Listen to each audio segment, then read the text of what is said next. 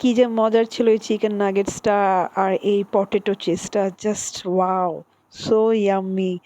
Anyways, hi friends, welcome to my another blog. আজকে আমি টুকিটাকি খাবারটাই শেয়ার করব। এটা ছিল আমাদের দুপুরের লাঞ্চ, যেটা নিয়ে একটা ফিশ কম্বো ছিল।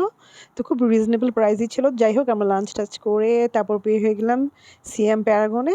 ওখানে যে আমি ম্যাক কসমেটিক্স দেখছিলাম, কারণ আমি ম্যাক কসমেটিক্স কিনবো বলে। ম্যাকের ডিফারেন্ট আইটেম নেবো, তাই আমি একটু এক্সপিরিয়েন্স নিয়ে নিচ্ছিলাম মেকআপ করে। তো যেটা আমার ভালো লাগবে আমি সেটা পিক করবো। ইনফরমেশন দিব, যখন নাকি আপনারা বড় মল থেকে কোনো কিছু কেনাকাটা করবেন, লাইক 2000 টাকার উপরে পারচেস করবেন, দেন আপনি কিন্তু জিএসটি পাবেন, মেক শিওর। যেটা নাকি এয়ারপোর্টে আপনি ভ্যাট রিটার্নও পাবেন।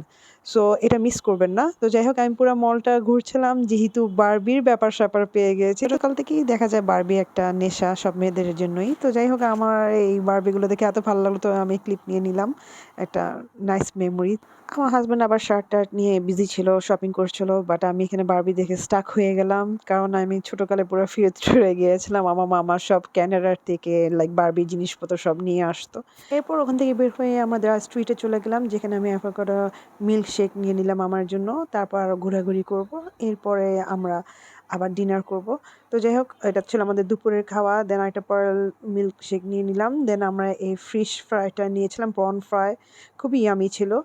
তো আমাদের ডিনার আমরা সেরে ফেললাম, এটা আরেক দিন ছিল। এভাবে দেখতে দেখতে কিভাবে 1 মাস চলে গেল আমাদের হাজব্যান্ড ওয়াইফের, আমরা সময় কাউন্ট করতে পারিনি। তো যাই হোক, আমাদের জন্য খুব মেমোরেবল ট্রিপ ছিল এটা। আশা করি আমার ভিডিওটা আপনাদের ভালো লেগেছে। ভালো লাগলে অবশ্যই একটা হার্ট দিবেন, কমেন্টস করবেন এবং আমাদের পাশে থাকবেন।